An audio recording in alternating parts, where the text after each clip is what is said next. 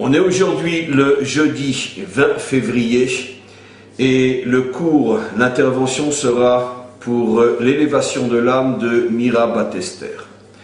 Avant de commencer, tout d'abord, à nouveau bonjour à tous et à toutes, et je tenais non à m'excuser, mais en tous les cas à préciser certaines choses. C'est vrai, ça fait longtemps, ça fait très longtemps qu'il n'y a pas eu d'intervention de ma part sur ce site créé pour vous, Bnei Adam. Et je voudrais, d'une certaine manière, vous permettre de mieux comprendre pourquoi, ou indirectement pourquoi, en mieux comprenant comment je fonctionne. Et il faut que vous compreniez que je fais énormément de choses en même temps. Je m'occupe, je dirige, je lance énormément de projets. Depuis des cours, en passant par le site, des cours devant public, des séminaires, des conférences, bien sûr aussi l'écriture, j'écris, et pas mal d'autres choses aussi. Énormément de projets que je ne peux pas véritablement déléguer à d'autres parce que ce sont des projets qui m'impliquent moi directement puisqu'il s'agit d'enseignement, et il est très difficile de déléguer une parole, un enseignement, un message à d'autres que soi-même. Et donc, comme je suis investi dans de nombreux projets, que tous convergent plus ou moins vers le même but, se préparer à la délivrance finale, il est clair que ce ne sont pas des choses faciles à mener comme projet, et comme je l'ai expliqué, encore moins faciles à déléguer. Donc, il va falloir vous habituer à vivre avec patience, à savoir que de toute façon, chaque projet est extrêmement utile, et que dans une journée, il n'y a que 24 heures, et de ces 24 heures, j'en utilise déjà pas mal, beaucoup, énormément. Il ne m'en reste que très peu pour autre chose que le travail et ma mission, et il m'est difficile d'en faire beaucoup plus que ce qui est déjà fait. Ce que je viens de vous dire, c'est une explication. C'est ce que je pourrais appeler l'explication extérieure, ce que j'appelle dans mes cours le sens littéral. Il y a, je pense, et c'est peut-être la véritable explication, quelque chose de plus profond. Je crois beaucoup dans la maturation des choses, c'est-à-dire laisser les choses décanter, arriver à leur maturité avec le temps, avec la patience, comme une graine qu'on plante dans le sol. On ne peut pas tout de suite, même si on secoue la terre de toutes ses forces, on ne peut pas tout de suite voir apparaître l'arbre. Et comme je l'ai d'ailleurs expliqué aussi ce matin dans un autre cours, le cours de ce matin sur la paracha, au sujet de la sanctification du temps, je pense qu'on peut apprendre du maître du monde que même lui qui est tout puissant et qui peut et pourrait tout résoudre en quelques secondes, il attend quand même patiemment des siècles et des millénaires avant de voir son projet réalisé, parce que la patience, l'attente, le temps permet aux choses, aux notions de s'enraciner profondément, de rentrer dans l'intériorité du monde et de l'homme, et c'est la raison pour laquelle cette patience, cette attente est extrêmement bénéfique. Donc avec moi aussi, toute proportion gardée, il faut comprendre que nous ne sommes pas uniquement ici pour transmettre des connaissances. Mon but n'est pas du tout et uniquement de vous transmettre du savoir, qu'à Dieu ne plaise. Pour ça, vous n'avez pas besoin de moi. Mon but est d'essayer de construire, de changer, de transformer les choses. Et mes enseignements, mon message n'est que le véhicule, n'est que l'outil qui me permet de transformer, d'agir, d'influencer. Mais comme mon but véritable, le but, je pense, d'un maître qui se veut, entre mille et une parenthèses, excusez-moi la prétention, mais qui se veut, qui essaye d'être authentique. Je pense qu'il est absolument indispensable de s'assurer que les choses avancent avec suffisamment de force, de puissance, et donc forcément de patience et d'attente pour que le message s'enracine véritablement comme il doit s'enraciner. Et donc je pense qu'après toutes les interventions que nous avons eues déjà sur ce site, il était nécessaire de marquer un temps d'arrêt, laisser décanter. Pas seulement pour vous, je vous avouerai, pour moi aussi. Finalement, vous et moi, on avance ensemble dans une aventure extraordinaire. Comme je l'ai dit dans d'autres interventions, nous ne sommes qu'au début de l'ombre de la graine qui n'est même pas encore, à mon sens, plantée. Mais quoi qu'il en soit, pour l'instant, on manipule la graine. Qui d'entre nous verra l'arbre pousser? Qui d'entre nous récoltera les fruits? Ce n'est pas notre problème. Comme disent nos maîtres, Lo alecha amelach aligmor. On ne te demande pas d'être là au moment où le travail sera terminé. Aval einecha patur, einecha rachai lipater mimena. Mais par contre, tu n'as pas le droit de ne rien faire. Tu dois faire ce que tu dois faire. Et nous, faisons ce que nous devons faire. Nous nous occupons de la graine, encore une fois, et il faut donc s'assurer qu'elle contient, qu'elle possède tout ce qu'elle a besoin de recevoir afin que quand on va commencer à la planter dans le sol, on puisse espérer voir un arbre magnifique qui portera un jour les fruits de la délivrance. Donc, dans cette intervention d'aujourd'hui, je voudrais revenir sur un point essentiel qui a été traité dans les dernières interventions et surtout dans la dernière. Finalement, qu'est-ce qui est permis ou non à un non-juif, à un Ben Adam? On avait, rappelez-vous, rapporté un texte de Maïmonide, mais on ne va pas revenir sur les détails de ce qui a été expliqué, mais à titre de résumé, très schématiquement, on a conclu que un non-juif devait faire très attention de ne pas consciemment ou non usurper une identité qui n'est pas la sienne, le grand problème des religions, surtout du christianisme, et de s'imaginer qu'il est ce qu'il n'est pas et surtout ne doit pas être. Un Ben Adam ne doit pas être un juif. Comme moi, en tant que juif Israël, je n'ai pas le droit d'essayer d'être un Cohen. Je ne suis pas un Cohen, et entre vous et moi, comme je l'ai dit dans de nombreux cours, pas dans ce site, mais dans l'autre site, même si on me demandait « Veux-tu devenir Cohen ?» je répondrais « Non, je n'en ai aucune envie. Je me réalise pleinement en tant qu'Israël. Je n'ai aucune envie d'être un Cohen. » Pourquoi? Parce que je suis bien dans ma peau physique et dans ma peau spirituelle. Je ne convoite pas quelque chose que je n'ai pas. J'avoue très sincèrement, en tant que juif, que j'ai souvent du mal à comprendre ce qu'on pourrait appeler une forme de convoitise ou de ressentiment de manque, de malaise, qu'ont souvent les non-juifs par rapport aux juifs. Pourquoi vous et pas nous? J'avoue très sincèrement que j'ai du mal à comprendre ce fonctionnement. Parce que lorsque on arrive à trouver véritablement ce pourquoi on est sur Terre, on n'est plus du tout intéressé par ce qui se trouve dans l'assiette des autres.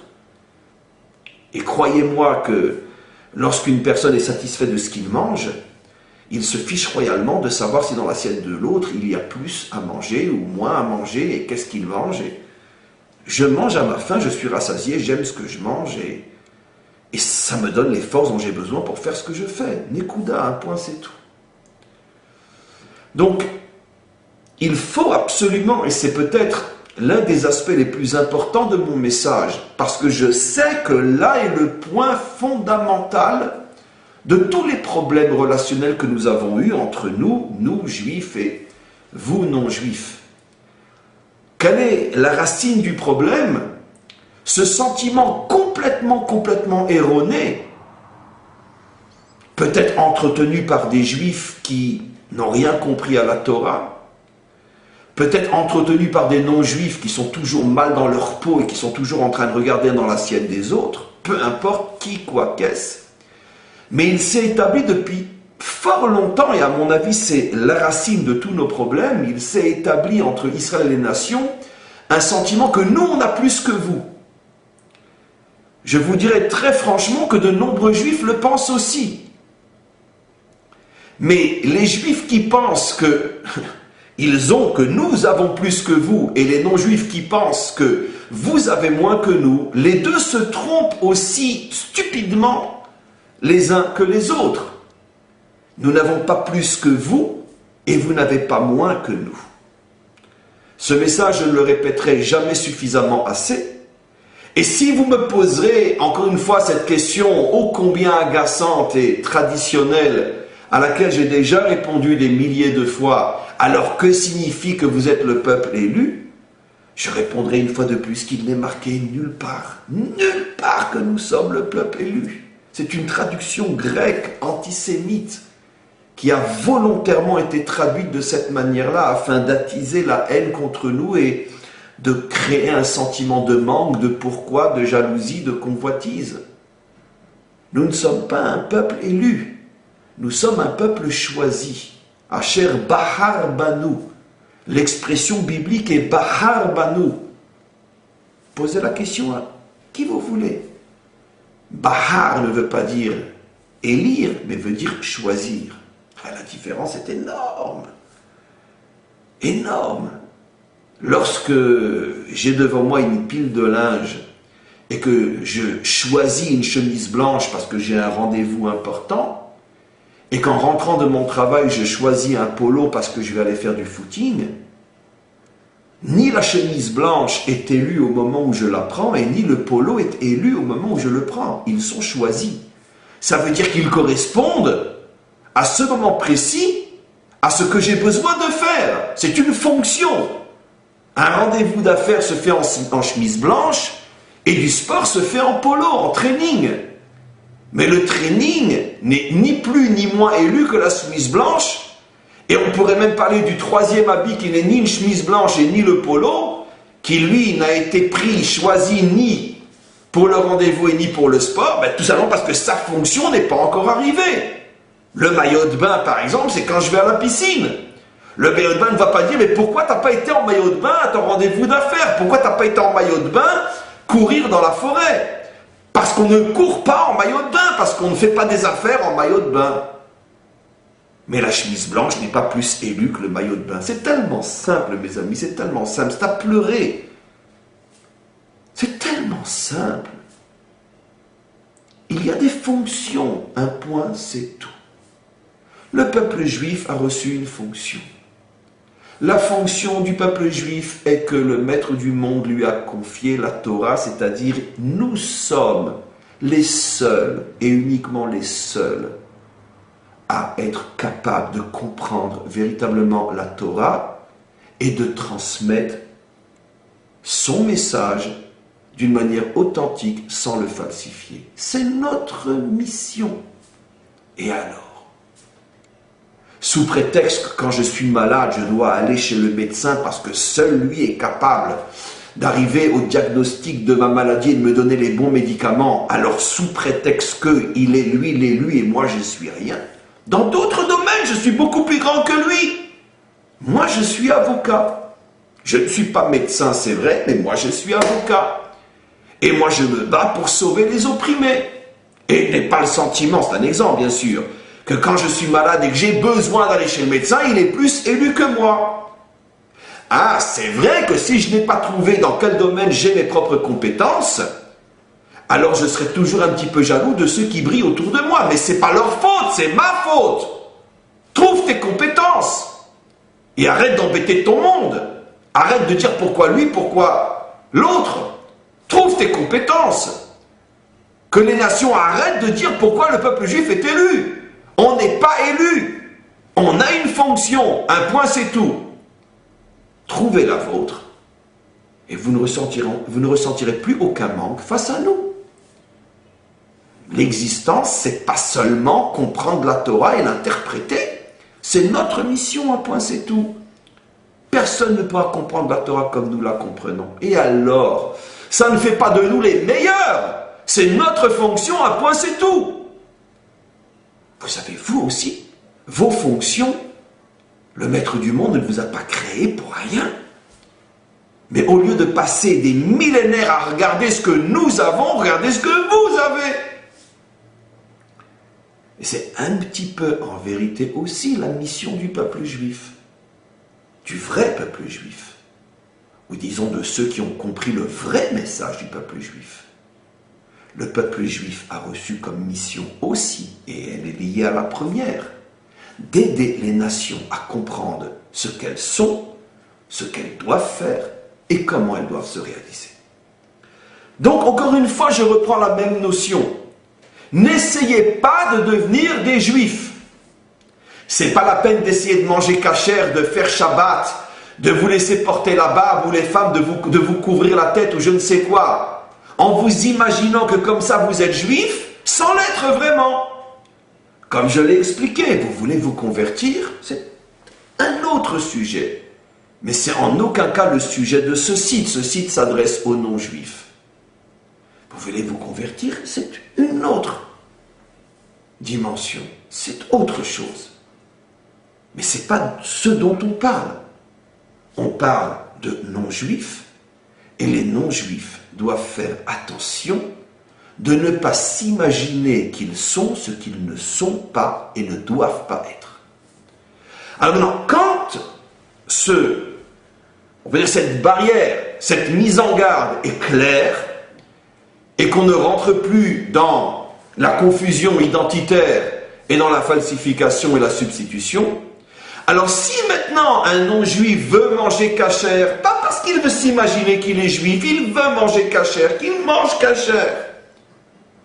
Si une femme sent le besoin de porter des signes de grande pudeur et qu'elle veut porter un béret pour que ses beaux cheveux n'aillent pas aux quatre vents et ne séduisent pas les hommes, elle veut le faire par pudeur, pas pour copier les juives, qu'elle le fasse.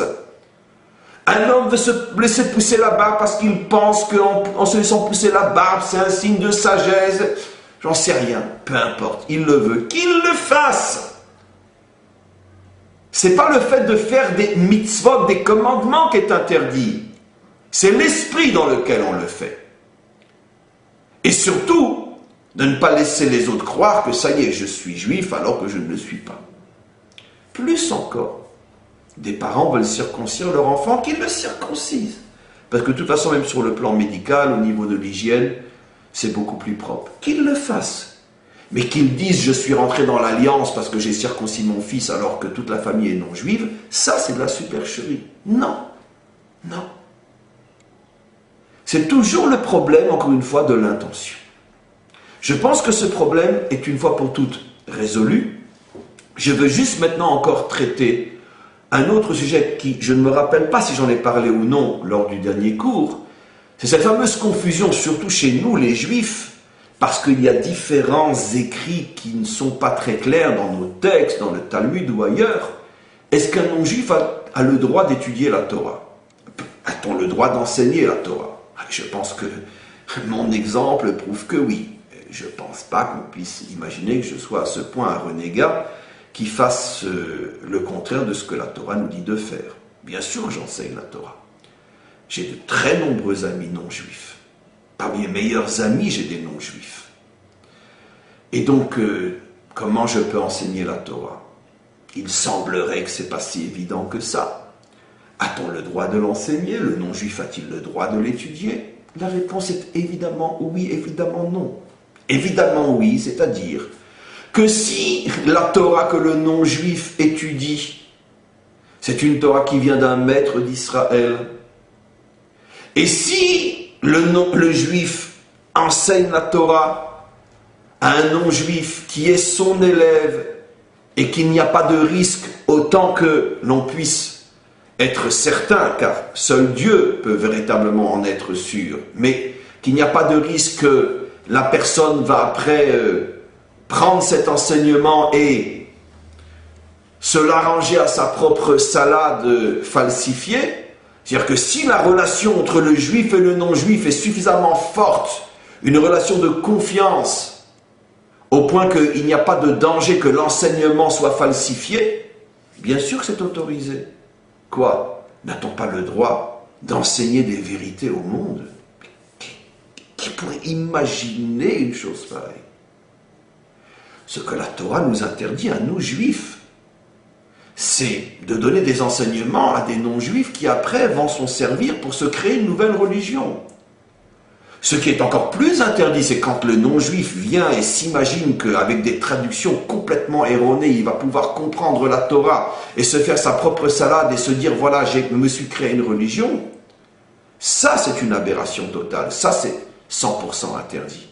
Parce que cette étude est déconnectée de sa source, la substitution, la falsification. Mais dans notre cadre à nous, qui est le cadre des Béné Adam, bien évidemment, je vous recommande, j'exige de vous que vous étudiez la Torah. Mon devoir est de vous l'enseigner, mais gardez toujours présent à l'esprit que vous n'avez aucune possibilité de comprendre la Torah sans moi ou sans d'autres maîtres qui prennent le temps de l'étudier et de vous l'expliquer, parce que c'est notre fonction et ce n'est pas la vôtre. Si cette chose est claire, alors, en ce qui me concerne, devenez vous-même des maîtres de la Torah. C'est mon souhait le plus cher. Comme je dis toujours, Alvaï est une expression hébreu yiddish, Alvaï, c'est-à-dire pourvu que puissent se lever des centaines, des milliers d'hommes et de femmes non juifs qui sont solidement rattachés à la source d'Israël et qui ont suffisamment compris et intégré la Torah à leur manière en tant que non-juifs pour pouvoir eux aussi rayonner autour d'eux. Comme vous le savez, c'est un sujet qui m'est tellement à cœur et j'espère qu'un jour je verrai au moins ces fruits-là, de pouvoir me dire que j'ai formé quelques non-juifs qui seront eux-mêmes des enseignants et qui, tout en étant eux-mêmes des points de lumière qui rayonnent dans ce monde, seront toujours connectés à leur source d'Israël, de sorte qu'il n'y aura aucun danger de récupération, d'interprétation ou de falsification.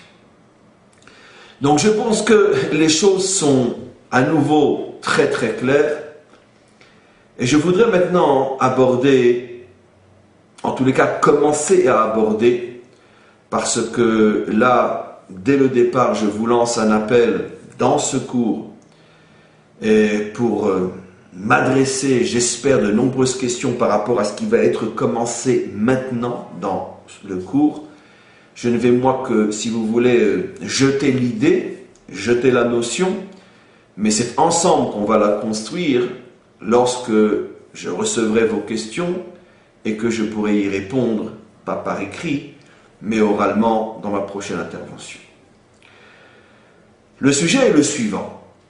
Alors finalement, c'est quoi la spiritualité d'un Ben Adam? Qu'est-ce qu'il va faire? Si les 613 commandements, c'est pas vraiment pour lui, il peut les faire, mais encore une fois, c'est technique, pas avec le sens qui est apporté dans la pratique du juif.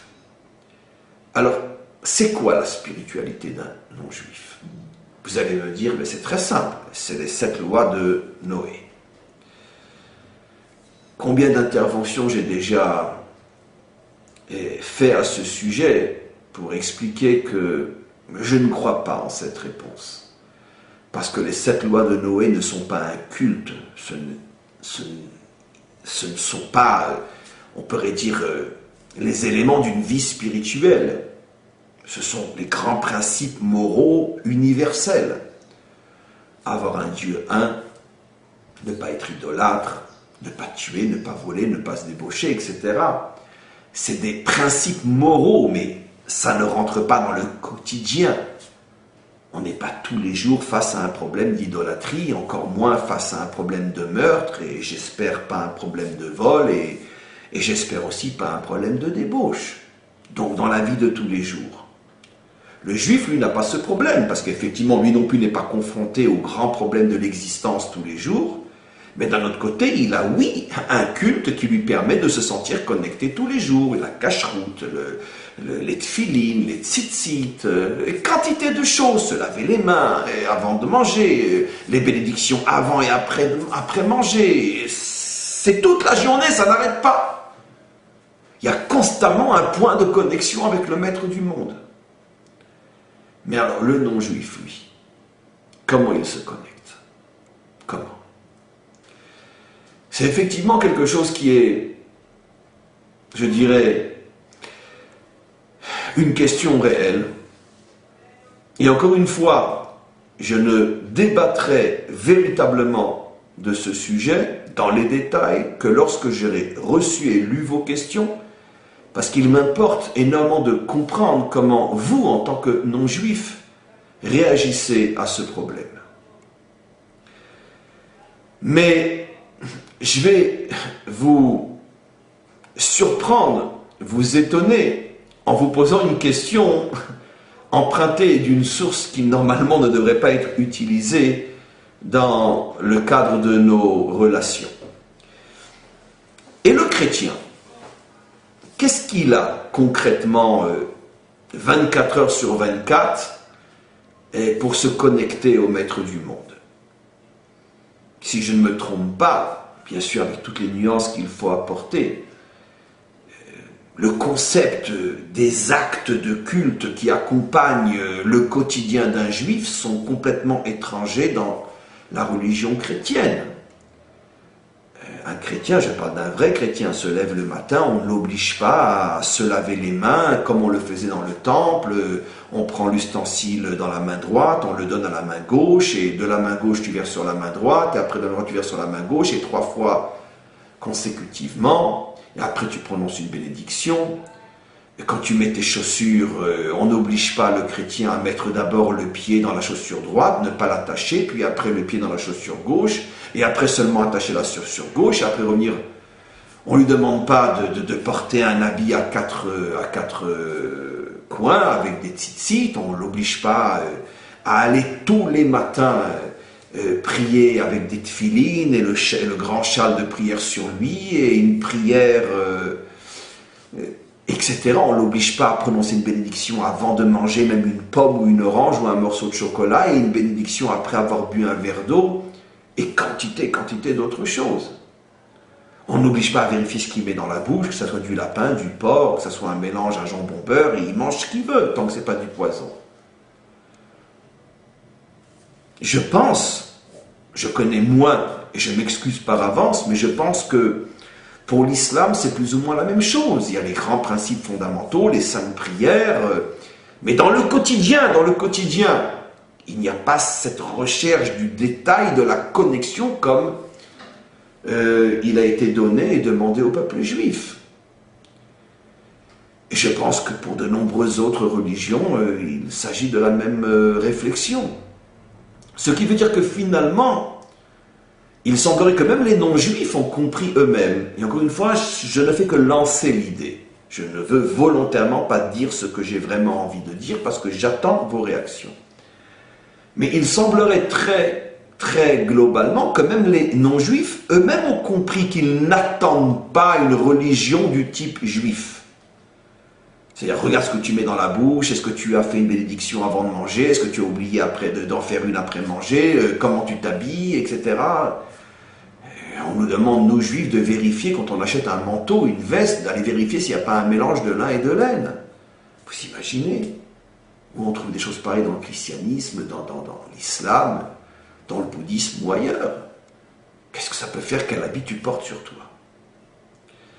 Donc, et les nations, je veux dire, n'ont aucun problème avec ça.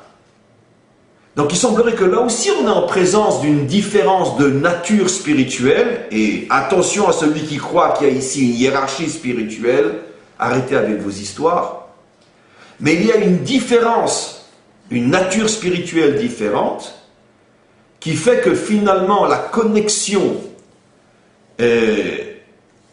qui doit être établie entre Dieu et les nations ne doit pas et n'a pas besoin de passer par le détail des actes très nombreux de culte qui accompagnent et remplissent la vie, le quotidien, la journée d'un juif.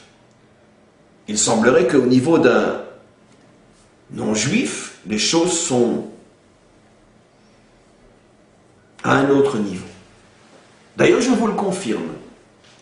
On va faire un petit peu de chassidoute ensemble, c'est-à-dire l'aspect profond, caché, ésotérique de la Torah. Dans la chassidoute, on nous explique effectivement une notion qui, ceux qui suivent mes cours sur le site principal sont habitués à entendre. Les maîtres de la Kabbalah expliquent qu'il y a deux types de lumière divine. La lumière circulaire sont des schémas, des codes, bien évidemment. La lumière circulaire et la lumière linéaire. La lumière circulaire correspond à un dévoilement du divin qui ne rentre pas, qui ne pénètre pas à l'intérieur des mondes, mais qui reste, on pourrait dire, comme une enveloppe qui entoure, qui contourne, mais de l'extérieur, qui entoure et contourne les mondes. Alors que la dimension linéaire est la dimension de Dieu qui rentre à l'intérieur du monde, qui s'habille à l'intérieur de chaque partie de ce monde. Les maîtres de la Kabbalah expliquent que les nations sont au niveau de la lumière circulaire, alors que l'âme du juif est au niveau de la lumière linéaire. C'est-à-dire que l'âme du juif est structurée pour ressentir à l'intérieur de chaque chose de ce monde la présence du divin. Tandis que l'âme du non-juif est structurée pour ressentir que tout est inclus dans le divin et non que le divin s'inclut dans ce monde. J'ouvre une parenthèse extraordinaire. Je suis sûr que la plupart d'entre vous, en m'entendant, ont pensé à ce que je vais dire. Vous comprenez à quel point, d'une certaine manière, le christianisme, sans toutes les nuances qu'on peut y apporter bien sûr, propose un modèle religieux aux nations qui est à l'extrême opposé de leur nature véritable, d'où les dégâts inimaginables. Parce que, très schématiquement, et je m'excuse bien évidemment et sincèrement pour ce manque de nuances et de précision dans mes propos, mais très schématiquement, le christianisme qui voit l'incarnation à l'intérieur de ce monde, dans un corps, dans une chair, qui voit l'incarnation de Dieu, cette notion est aux antipodes de la conception réelle de l'âme des nations. Et en faisant passer cette notion dans le monde, finalement cette religion a dénaturé les nations. Et quand on dénature quelqu'un, on lui fait perdre son identité, il ne sait plus qui il est, et finalement, il s'autodétruit. Ce n'est pas par hasard si ce sont des juifs qui sont à l'initiative, qui sont à l'origine, du christianisme. Parce qu'ils avaient une manière juive de voir les choses. Et je vous l'avoue très sincèrement, ils ont fait quelque chose de très très grave, ces juifs-là. Parce qu'ils ont apporté aux nations un message qui était contraire à la dimension spirituelle des nations. Je révèle ici, mes amis, quelque chose d'unique, d'extraordinaire, peut-être du jamais dit, du jamais entendu sur terre. Je le sais, j'en suis conscient. Et j'en porte l'entière responsabilité.